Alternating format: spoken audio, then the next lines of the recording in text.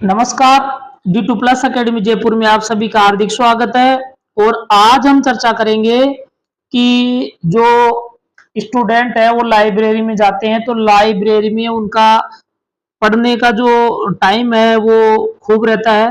वो 8-10 घंटे पढ़ लेते हैं, 15 घंटे पढ़ लेते हैं, लेकिन उनका 100% आउटपुट प्राप्त नहीं होता है। इस चैप्टर पर हम अच्छे से डिस्कशन करेंगे, क्योंकि आपको भी पता है कि अगर भर्ती 2000 ही आती है तो राजस्थान में तो बहुत सारी लाइब्रेरियां हैं और प्रत्येक लाइब्रेरी में कम से कम आप ऐसे मानो कि 100 स्टूडेंट तो होता ही है। अगर आप एक छोटा सा तहसील भी उठा लोगे तो आप उसमें 2000 टावर मिल जाएंगे। आपको 2000 बच्चे तैयारी करते हुए मिल जाएंगे। अगर 2000 की भर्ती निकले और लाइब्रेरी में सबसे बेस्ट अगर तैयारी होती तो वो 2000 बच्चों का सिलेक्शन होता। ऐसे 2000 कितनी लाइब्रेरियों में होंगे? ऐसा क्या कारण है? आपके दिमाग में ये बात आपके आई भी होगी जहन में कि यार लाइब्रेरी में जाते हैं, 8-10 घंटे पढ़ते हैं, 15 घंटे पढ़ लेते हैं, लेकिन सिलेक्शन तो नहीं होता है। और फिर बाद में रिजल्ट आता है तब किसी से सुनते हैं कि वो तो सेल्फ स्टडी किया था, सेल्फ स्टडी करते ही वो तो उनका तो सिलेक्शन हो गया। ऐसा क्या कारण है कि इतना पढ़ने के बावजूद भी और लाइब्रेरी में बराबर रेगुलर रहने के बावजूद भी सिलेक्शन नहीं हो पाता है? साथ ही साथ हम ये भी देखेंगे कि आपके दिमाग में जैसे ही विज्ञापन जारी हो जाता है, विज्ञापन जारी होने के बाद में सिलेबस सिलेबस आउट होने के बाद में आपको उस सिलेबस को देख करके दिमाग में कई विचार उत्पन्न होते हैं कि यार ये तो छोटा सा सिलेबस है, मैं आराम से कर लूंगा, अभी तो 4 महीने हैं, 5 महीने हैं। फिर आपको थोड़े दिन बाद में ऐसे लगेगा यार मैं कोचिंग लूं या सेल्फ करूं। फिर आपको लगेगा ऑफलाइन पढ़ना है या ऑनलाइन पढ़ना है। फिर थोड़े दिन बाद में आप दूसरों को देखोगे और आप जब सिलेबस के अंदर डूबोगे तो फिर आपके दिमाग में ये बात ही आएगी कि यार काश मैं भी कोचिंग कर लेता। फिर आपके दिमाग में आएगी कि यार ऑफलाइन करूं या ऑनलाइन करूं। फिर किसी के पास में किताबें देख लिया आपने, थोड़ा सा उसका मटेरियल थोड़ा सा ठीक सा लगा, क्योंकि मार्केट में स्टडी मटेरियल की बहुत सारी किताबें हैं, बहुत सारे नोट्स हैं, और आप उनको देख करके मन करेगा कि यार ये किताब मैं भी लिया था। फिर दूसरे के पास आपने किताब देख ली, फिर आपको लगेगा कि यार ये नोट्स तो मेरे पास भी होने चाहिए थे। इस प्रकार के तमाम प्रश्न आपके दिमाग में घूमते रहते हैं और फिर अंत में आप डिप्रेशन में आ जाते हैं। फिर लास्ट में आपका वो रिजल्ट जिस अकॉर्डिंग आप तैयारी कर रहे थे, जैसे आप सोच रखते थे, जैसे आप चाहत रखते थे, वैसा वो सारी चीजें आपके अकॉर्डिंग चलता नहीं है, होती नहीं है। इन सब बिंदुओं को शामिल करते हुए मुख्य 2 बिंदु पर हम फोकस करेंगे। एक तो कैसे पढ़े और एक है कि लाइब्रेरी पढ़ने पर, लाइब्रेरी में जाने से, उसमें रेगुलर रहने से आउटपुट 100% नहीं आता है। अब सबसे पहले ये देखेंगे कि पढ़े कैसे। अपना तो पहला क्वेश्चन यही है, पढ़े कैसे। मैं थोड़ी देर पहले लाइव आने की कोशिश की थी, लेकिन टेक्निकल मिस्टेक के कारण मैं लाइव आ नहीं पाया, मैं समझा नहीं पाया कि मैं क्या बताना चाहता हूँ आपको। खैर वो बात छोड़िए, देखेंगे टेक्निकल सिस्टम ठीक हो जाएगा। ये जो कमियां हैं उसके बाद में हम लाइव आने की कोशिश करते रहेंगे। अब हम इसको थोड़ा ऑफ ही अपन देख लेते हैं कैसे कैसे करना है। तो आप पहला क्वेश्चन है कि पढ़े कैसे। इसका आंसर मैं आपको बिल्कुल एकदम सटीक और सटीक देने का प्रयास करूंगा। इसके अंतर्गत आपको यह करना है कि सबसे पहले, जैसे मान लो एग्जाम्पल के थ्रू अब समझते हैं, जैसे पटवारी की भर्ती आ गई या आरएस की भर्ती आ गई, विज्ञापन जारी हो गया। विज्ञापन जारी होने के बाद में आप फॉर्म अप्लाई कर दिया, सिलेबस आउट हो गया, तो सबसे पहले आपका फर्ज बनता है, कर्तव्य बनता है कि आप उस सिलेबस को उठाओ और उसका विश्लेषण करो। विश्लेषण करने के बाद में आपके दिमाग में आएगा कि इसमें से क्या तो पढ़ना है और क्या छोड़ना है। इन दोनों के बीच में स्पष्टता लाना है, क्योंकि सिलेबस के कई टॉपिक तो उलझे हुए होते हैं, जो आप पहले काफी दिनों से तैयारी कर रहे हैं तब भी समझ में नहीं आया था, आज देख रहे हैं अभी भी समझ में नहीं आ रहा, और भविष्य में भी उस पर कंफ्यूज ही बने रहता है। तो वो सिलेबस में से वो टॉपिक छांटना है जो इजी है और आपको लगता है कि ये मैं थोड़े दिन में कर लूंगा, लगभग मेरा 50-60% पहले से भी तैयार है, उनको आप अलग कर लो। ठीक है, ये तो आप सिलेबस को देख लिया और उसकी छटनी कर ली, ये तो है उसमें स्पष्टता लाना।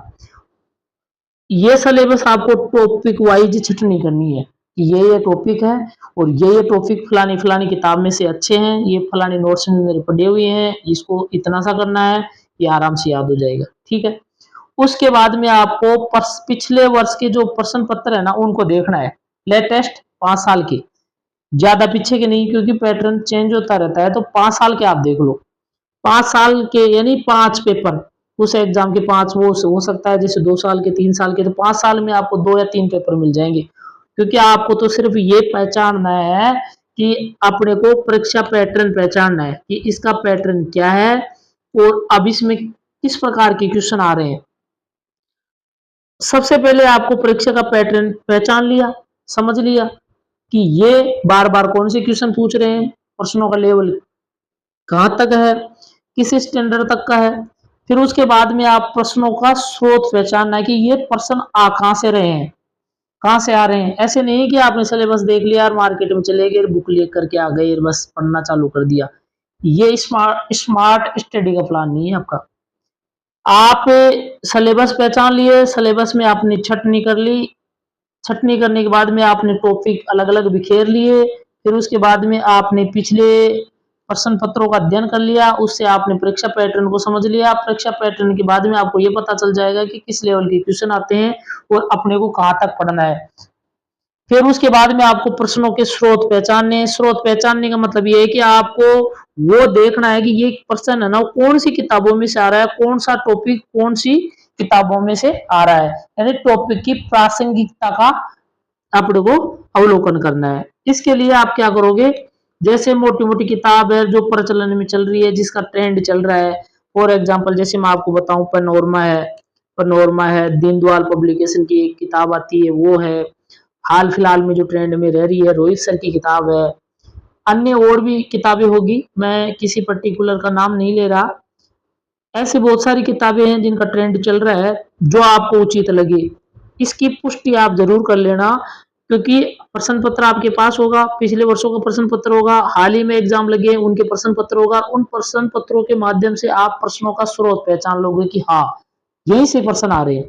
ठीक है, फिर उसके बाद में आपको मार्केट में जाना है, मार्केट में चले गए, आपको पता है कि जैसे फॉर एग्जाम्पल पनोरमा आपने उठा लिया है कि पनोरमा में से क्वेश्चन है ना पुटअप होते हैं, आपको पता है कि दीनदयाल पब्लिकेशन है ना सारे क्वेश्चन इसी में से आते हैं। तो फिर आप या तो पनोरमा लिया है या दीनदयाल पब्लिकेशन की किताब ले आई। अब किताब तो ले आए, आपको ये भी पता है कि इन किताबों में से ही आता है। और जैसे आपने पनोरमा लिया, अब आपको ये पता है कि पनोरमा में से आता है, लेकिन पनोरमा तो बहुत मोटी है, इतनी याद कैसे होगी। आपने दीनदयाल पब्लिकेशन की किताब लिया है, बहुत मोटी है, लगभग 90% इनमें से ही आता है, और ये अच्छे से याद हो जाए तो सिलेक्शन 100% है, पर याद ही नहीं होता, कैसे करें। अब इसके लिए आपको क्या करना है, पहले तो वो देखना है कि जो सिंपल सिंपल जो सिलेबस का जो सिंपल टॉपिक है वो तो आपकी कौन सी किताब करने से याद हो जाएगा, क्योंकि पनोरमा तो आपको लेनी है। पनोरमा इसलिए लेनी है कि आपको ये पता है कि इसमें से सारे क्वेश्चन इसी में से आएंगे, इसलिए ये तो लेनी है। ठीक है, अपन ने ले लिया। फिर आप ये देखोगे कि सिलेबस का जो आपने विश्लेषण किया था ना टॉपिक वाइज, जो कठिन है जो नहीं आ रहे, उसके लिए आपको सहायक सामग्री जुटानी है। उसके लिए क्या लगानी है, आपको सहायक सामग्री जुटानी है। अब सहायक सामग्री के तौर पर आप देख लीजिए, जैसे मानचित्रावली ले लिया, मैं कोई एक सब्जेक्ट के लेकर के बता रहा हूँ, इस प्रकार से आप अन्य सब्जेक्टों से भी इस पैटर्न को आप जोड़ सकते हो। जैसे आपने अपन जीके की बात कर रहे हैं, राजस्थान जीके की, उसको कैसे पढ़े और उसकी सहायक सामग्री क्या हो सकती है। तो सहायक ले लिया अपन ने, जैसे सिखवाल मानचित्रावली ले ली, क्योंकि उसमें लगभग सारी टॉपिक है, इजी है, सरल है और मानचित्रों के माध्यम से बताया गया है। ठीक है, इसके साथ ही आप चाहे रोहित सर की किताब ले लिए, क्योंकि जो पनोरमा किताब है ना वो याद नहीं होती, इसलिए अपन जो छोटी किताब लेंगे ना वो याद हो जाएगी, पहले उस छोटी किताब को रटना होगा। अब वो कैसे रटना होगा वो भी मैं थोड़ा सा आगे बताऊंगा कि आपको इस तरह से रटना है। चलो आपने किताबें ले ली, पनोरमा ले ली, उसकी सहायक सामग्री ले ली, जैसे सहायक पनोरमा, जैसे आपने पनोरमा ले ली, पनोरमा ले लिया, पनोरमा के बाद में आपने सहायक सामग्री सिखवाल मानचित्रावली ले लिया, या फिर आपको ऐसे लगा कि यार कोई नोट्स है जो आप पहले भी पढ़े हुए हैं, तो आपने जैसे स्प्रिंग बोर्ड का नोट्स ले लिया, किसी प्रकार के नोट्स ले लिया। अब फिर ये सामग्री लेने के बाद में आप घर आ गए, फिर आपने पढ़ाई का रूटीन चालू कर दिया। अब चालू करने के बाद में सबसे पहले आपको ये देखना है कि कोई सा भी टॉपिक उठाना है। उठा लिया टॉपिक। अब टॉपिक उठाने के बाद में जो आपको इजी वे में याद हो जाता है ना, इसको इजी वे में याद करना है। एक बार रीडिंग लगा दिया, फिर आपको ये पता चल जाएगा हाँ ये चीजें तो मेरे को याद हो जाएगी, ये चीजें मेरे को याद नहीं होगी, इन चीजों की मेरे को ट्रिक्स बनानी पड़ेगी, इसको मैंने थोड़ा सा कहानी या स्टोरी या किसी को लिंक करके याद करना पड़ेगा, इतना आपको पता चल जाएगा। लेकिन ये सारी चीजें आपको याद नहीं होगी, आपको झुंझलाहट भी होगी, थोड़ी देर में आपको आलस, जिसको अपन आलस से बोलते हैं, आलस से आने लग जाएगा, तो आपसे हो नहीं पाएगा। इसलिए आपको क्या करना है कि पहले आपने टॉपिक लिया, टॉपिक लेने के बाद में उसको आप एक बार रीडिंग कर दो, सिर्फ एक ही बार रीडिंग करना है। रीडिंग करने से आपको एहसास हो जाएगा कि ये चीजें हैं इस टॉपिक के अंतर्गत, क्योंकि पहले भी पढ़ी हुई है लेकिन वो काफी दिन हो जाते हैं तो उसके धूल लग जाती है, धूल जम जाती है, वो अपने दिमाग से निकल जाती है, फिसलना स्टार्ट हो जाती है। ये करने के बाद में फिर आप यूट्यूब पे जाना, जिस टीचर की भी आपको अच्छा समझ में आता है उस टीचर का उस टॉपिक का वीडियो देखना है अच्छे से। वीडियो देख लिया, वीडियो देखने के बाद में क्या करना है कि उसके जो प्रश्न उत्तर है ना, अभ्यास प्रश्न उत्तर या प्रश्न उत्तर या अब तक आए हुए क्वेश्चन देखने हैं। आपने पहले यूट्यूब वीडियो देख लिया, पहले तो सबसे पहले रीडिंग कर ली, फिर आपने यूट्यूब वीडियो देख लिया, फिर उनके प्रश्न निकाल लिए, प्रश्न निकाल लिए, निकाल लिया। फिर उसके बाद में जो आपके पास सहायक सामग्री लाए थे आपको याद करने के लिए, क्योंकि मानचित्रावली आप रट सकते हो, है ना, और आप जैसे और कोई अन्य 10, 20, 50, 100 पेज की कोई किताब ले आए जिसका कंटेंट अच्छा है, आप उसको रट सकते हो। लेकिन पनोरमा 500 पेज की कैसे रट सकते हो? वो नहीं रट सकते। रटने का भी तरीका यही है कि आप सबसे पहले उसको एक बार रीडिंग करो, फिर उसके बाद रीडिंग कर लिया, रीडिंग करने के बाद में आपको क्या करना है, वीडियो देखना है। वीडियो आपने देख लिया तो उसके बाद में आपको प्रश्न उत्तर निकालना है, प्रश्न उत्तर आपने निकाल लिए, फिर उसके बाद में एक बार और वीडियो देखो, और फिर बाद में ये जो आपके सहायक सामग्री है जिसने आप पहली बार रीडिंग लगाई है उस सहायक सामग्री को अच्छे से रट दो, फिर वो एकदम इजी वे में रट्टी जाएगी आपको, क्योंकि रटना तो पड़ेगा, तो अच्छे से वो आप रट सकते हो। उसके बाद में आपको क्या करना है, उसके बाद में आपको ये करना है कि उसका अभ्यास करना है, बिना देखे बोलना है। आप जैसे आप हिस्ट्री देखते हो तो राजवीर सर पढ़ाते हैं स्प्रिंग बोर्ड के, तो वो किस प्रकार से बोलते हैं, इस प्रकार से आप एक दो बार बोलने का प्रयास करना, फिर अगर आप बोल पाते हो फिर उसके बाद में लिखने की कोशिश करना।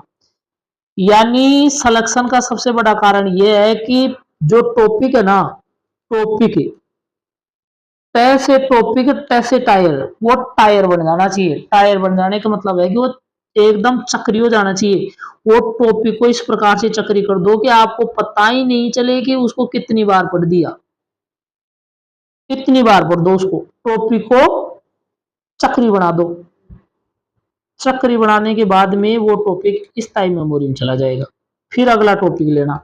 बच्चे अक्सर क्या करते हैं कि जैसे पढ़ लिया, रीडिंग मार लिया, फिर अगले पन्ने में चले गए, फिर उससे बाद में अगले पन्ने में चले गए, इस प्रकार से वो चले जाते हैं। एक टॉपिक पढ़ लिया, फिर उस दूसरे को पढ़ लिया, तीसरे को पढ़ लिया, चौथे को पढ़ लिया, और मन में जैसे आलस से आ रहा है तो यूट्यूब देख लिया, फिर वापस पढ़ दिए, और 10 दिन में पूरी किताब निकाल देते हैं।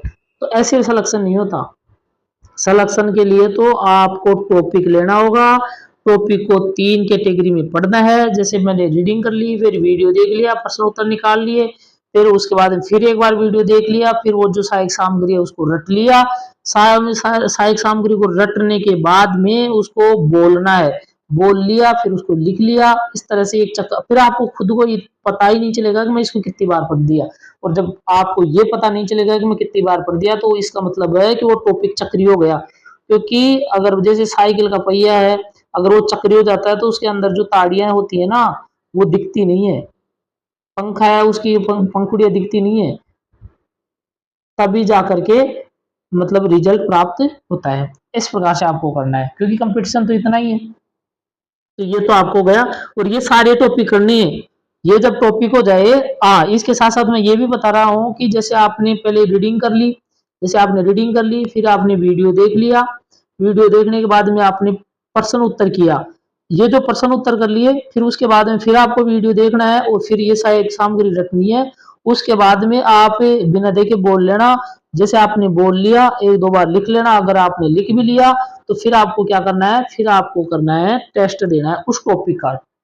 टेस्ट ही टॉपिक वाइज देना है, टॉपिक वाइज टेस्ट देना है। और जो मैं बता रहा था कि आपको प्रश्न उत्तरों का जो अभ्यास करना है वो ऐसी बुक से करना है जिसमें व्याख्यात्मक प्रश्न हो, तब वो जाकर के आपका टॉपिक है ना कंसल्ट क्लियर हो जाएगा। भले ही आप एग्जाम तक 2 बार ही सिलेबस कर दो, कितनी बार? 2 बार, लेकिन जो करो ना वो एकदम चक्री हो जाना चाहिए। ठीक है, ये तो बात हुई मोटे तौर पर भाई कैसे पढ़े वो।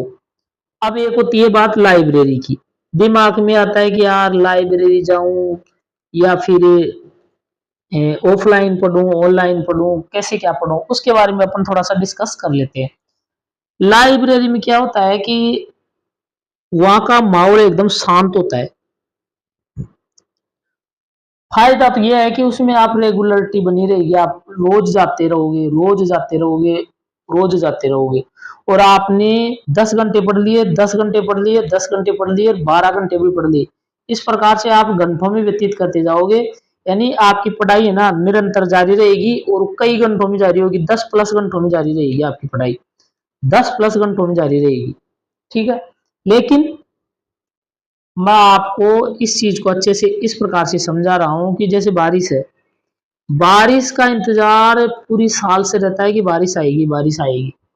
ठीक है, जब बारिश का मौसम आता है, बारिश फिर लगातार होना चालू होती है, आज भी हो गई, कल भी हो गई, परसों भी होगी, रोज ही अगर बारिश होने लग जाएगी, फिर क्या होगा?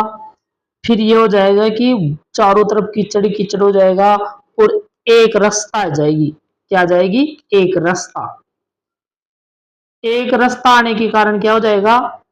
पूरी तरफ से जैसे मान लो मतलब एक जैसा माहौल हो गया और शांत माहौल हो गया, एक जैसा माहौल हो गया, एक रास्ता आ गई, उसमें मतलब एक तरह से ऐसे समझो कि एकांत उत्पन्न हो जाता है ना? अगर एक ही टाइम में एक जैसी हरकतें रहे तो आदमी क्या जो दिमाग वो काम करना कम कर देता है, निष्क्रिय हो जाता है। जैसे आपको काफी देर तक बिठाए रखे तो आपका बैठने से मन उब जाएगा, फिर आपको मन करेगा खड़ा होने का। आप काफी देर तक खड़े रख दिए तो आपका मन करेगा बैठने का। यानी लगातार आप अगर किसी को लगातार कर रहे हो तो फिर मन उससे उब जाता है ना? मन उब जाता है। तो लाइब्रेरी में भी यही कारण है, क्योंकि बारिश का मौसम अच्छा लगता है, सुहावना लगता है, लेकिन वो अगर लगातार ही अगर बरसना चालू हो जाएगी, रोज ही ऐसा करेगा तो आपका मन उससे उब जाएगा और आप यही सोचोगे कि यार बारिश कब बंद होगी, या बहुत बरस लिया अब तो रहने दे, अब नहीं चाहिए, इसकी जरूरत नहीं है, क्योंकि आपका उस चीज से मन उब गया। जैसे आपके साथ मन कर रहा है कि आपको बर्फी खानी है, बर्फी खानी है, तो आपको एक चौकी खिला दी, 2 खिला दी, 3 खिला दी, चलो आज तो खा लिए, उसके बाद में कल भी खिला दी, परसों भी खिला दी, पहले रोज भी खिला दी, तो एक दिन ऐसा आएगा कि आपका मन उन चीजों से उब जाएगा, उस वस्तु के प्रति आपका दिमाग काम करना बंद कर देगा। भले ही आप जोरी से खिलाओ, लेकिन उसका कोई रिजल्ट नहीं मिलेगा। यही लाइब्रेरी का हाल है। लाइब्रेरी में आप चले जाओ, आज भी 10 घंटे, कल भी 10, परसों भी 10, पहले रोज भी 10, लगातार 10-10 घंटे पढ़ रहे हो। ठीक है, फिर वहां का माहौल इतना शांत होता है। ठीक है, फिर वहां पे इतनी पाबंदी होती है कि आप ढंग से हंस भी नहीं सकते हो, बोल भी नहीं सकते हो, पूछ भी नहीं सकते हो, सारी चीजें की पाबंदी है। ठीक है, फिर आपको सबसे बड़ी बात है कि एक ही मुद्रा में रखा जाता है, बस आपको बैठे रहना है तो बैठे ही रहना है, बैठे रहना तो बैठे ही रहना है, बोलना तो आपको है ही नहीं, बोलना तो आपको है ही नहीं। और जब एक जैसी माहौल रहता है, एक ही मुद्रा में बैठना, वही 10 घंटे तक बैठे रहना, शांत में रहना, किसी से बोलना नहीं है, तो ऐसी स्थिति में क्या है कि मन है ना उब जाता है और मांसपेशियों में जकड़न आ जाता है और इनकी जो है ना शरीर काम करना बंद कर देता है, थकावट उत्पन्न हो जाती है और दिमाग निष्क्रिय हो जाता है। फिर आप है ना फॉर्मेलिटी करके आओगे, 10 घंटे पढ़ लिए लेकिन वो याद नहीं होगा, क्योंकि याद करने के लिए क्या है कि थोड़ा थोड़ा बोलने की भी जरूरत पड़ती है। ठीक है, क्योंकि चारों तरफ एक्टिवेट रहना चाहिए एरिया, चारों तरफ उसका मन करे, है ना? तो उस हिसाब से अब उसमें क्या है बोल भी नहीं सकते तो वो पूछ भी नहीं सकता, तो उसकी क्या है कि रचनात्मक कौशल भी विकसित नहीं होगा और भावनात्मक सब्जेक्ट उसे पकड़ भी नहीं होगी। वो जो टॉपिक पढ़ रहे हो उसको लिंक भी नहीं कर पाएगा, वो किसी से पूछ भी नहीं पाएगा। फिर चारों तरफ बच्चे बच्चे बैठे रहते हैं, तो उन चारों तरफ बच्चों को देख देख देख देख करके वो किसी न किसी से तुलना कर बैठेगा, तुलना करो, क्योंकि कई बच्चे तो ऐसे होते हैं जो जिनका मन लग जाता है, लगभग 100 में से 10% 5% तो ऐसे हैं ही जिनका मन लग जाता है, कहीं भी ले जाओ उसका तो लग ही जाता है, लेकिन 90 का तो नहीं लगता। उनको देख कर के तुलना करता है और फिर अपने आप को कम होने की आंकता है कि यार मेरे को तो कुछ ही याद नहीं, ये भी 10 घंटे पढ़ता है, मैं भी 10 घंटे पढ़ता हूँ, तो फिर मेरे को क्यों नहीं याद है? ऐसी स्थिति में क्या हो जाएगा, उसका मन उसके प्रति मतलब एक तरह से हीनता की भावना उत्पन्न हो जाएगी। फिर साथ में ये हो जाएगा कि वहाँ पे जब तक आप एक तरह से चारों तरफ से एकदम खुले मन से नहीं होगे, तब तक आपको याद नहीं होगा। अगर लाइब्रेरी की जगह अगर आप रूम पर पढ़ रहे हो, रूम पे पढ़ने से क्या हो जाएगा, आप जब मन करेगा आप पढ़ लोगे, जब मन करेगा आप बोल लोगे, जब मन करेगा आप सो लोगे। आप एक मुद्रा में नहीं बैठोगे, क्योंकि एक मुद्रा में थकावट महसूस होती है। आपका मन करा तो पानी पी लिए, आपका मन करा तो सो करके पढ़ लिए, लेटे लेटे पढ़ लिए, उठते पढ़ लिए, बैठते पढ़ लिए, कुर्सी पे पढ़ लिए, टेबल पे पढ़ लिए, खाट पे पढ़ लिए, पलंग पे पढ़ लिए, नीचे पढ़ लिए, ऊपर पढ़ लिए, बोल करके पढ़ लिया, मन करा तो यूट्यूब देख लिया, लिख करके याद कर लिया। मतलब आप पूरी तरह से एकदम खुले रहते हो, और जब एकदम खुले रहते हो तो दिमाग पूरी तरह 100% काम करता है, और आपकी भावनात्मक एक्टिविटी और रचनात्मक एक्टिविटी ऑटोमेटिक ही विकसित हो जाती है, जिससे आप क्या करते हैं कि उन टॉपिक के अंतर्गत जो चीजें याद नहीं हो रही है उसको आप लिंक करते जाओगे, और लिंक करते जाओगे तो आपको वो चीजें ऑटोमेटिक ही अच्छे से याद होती रहेगी। इसलिए लाइब्रेरी, अब आपने आपके दिमाग में ये प्रश्न आया होगा कि लाइब्रेरी है, कोचिंग है ना, इनमें यार बच्चे बहुत सारे जाते हैं, क्योंकि जैसे मान लो फॉर एग्जांपल, जैसे पटवारियों की 2000 सीट निकली है, और फॉर्म भर दिए 5 लाख, अब 2000 का सिलेक्शन हो रहा है, फिर बाद में रिजल्ट आ रहा है तो यही बच्चे करेंगे हमने तो सेल्फ किया था, हम तो कोचिंग नहीं गए, हम तो लाइब्रेरी नहीं गए। हाँ, लाइब्रेरी जाओ मना नहीं है, पर घंटे 2 घंटे जाओ बस, फिर बाकी का रूम पे ही पढ़ना चाहिए। अब उसका कारण सबसे बड़ा यही है, क्योंकि दिमाग निष्क्रिय हो जाता है, पूरी तरह से काम नहीं आता है। अगर आपको इसके बारे में और थोड़ा सा आपके कोई कंफ्यूज है तो आप मुझे कमेंट कर सकते हो, मैं उसके ऊपर अच्छे से वीडियो बना करके आपको दे दूंगा, ताकि आपकी एग्जाम के प्रति और पढ़ाई के प्रति मानसिकता अच्छी बनी रहे, आपका मन करे याद करने का, आपका दिल करे, और आप पढ़ लिख करके अच्छे से वो अपने मुकाम हासिल कर सके।